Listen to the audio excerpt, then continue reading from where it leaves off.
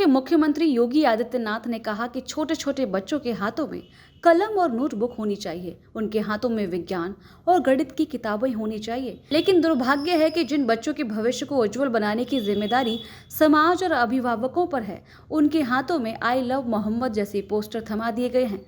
मुख्यमंत्री ने कहा कि यह बेहद चिंताजनक है कि जिन लोगों की अपनी जिंदगी पहले से बर्बाद है, वे अब मासूम बच्चों के भविष्य को भी नष्ट करने पर उतारू हैं। शिक्षा ही बच्चों की सबसे बड़ी ताकत है और सरकार का लक्ष्य है कि हर बच्चे को बेहतर शिक्षा और सुरक्षित वातावरण मिले।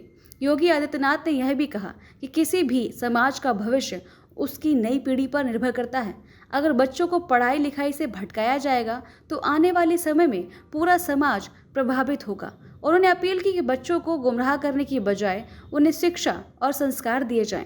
सीएम योगी का यह बयान प्रदेश में हाल के घटनाक्रमों के संदर्भ में आया है, जहां मासूम बच्चों को विरोध प्रदर्शनों में आगे किया जा रहा था।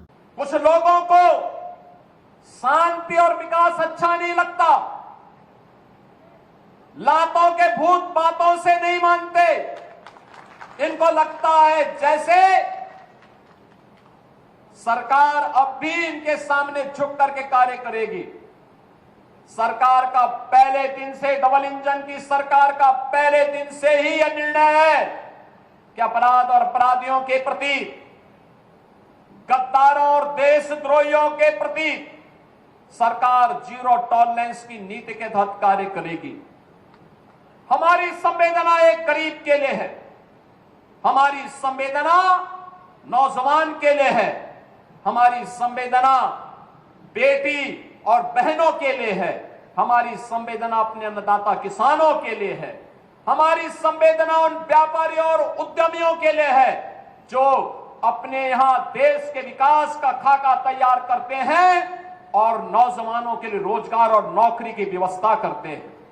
हमारी संवेदना उस हर नागरिक के साथ है जो भारत को भारत माता के रूप में सम्मान देता है, भारत के महापुरुषों का सम्मान करता है, भारत की परंपरा और भारतीय संस्कृति के प्रति आदर का भाव रखता है।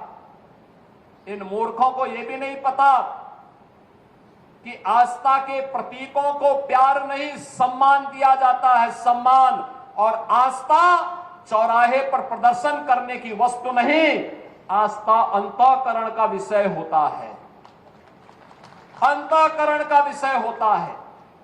आज चौराहे चौराहे पर जाकर के कितने कमजोर और कायर हैं छोटे छोटे बच्चों को, जिनके हाथों में कलम होनी चाहिए, जिनके हाथों में नोटबुक होनी चाहिए, जिनके हाथों में विज्ञान और गणित की पुस्तकें होनी चाहिए, उनके हाथों में आई लव मोहम्मद का पोस्टर देकर के, तख्तियां देकर के समाज में अराजकता पैदा करने का कार्य कुछ लोग कर रहे हैं।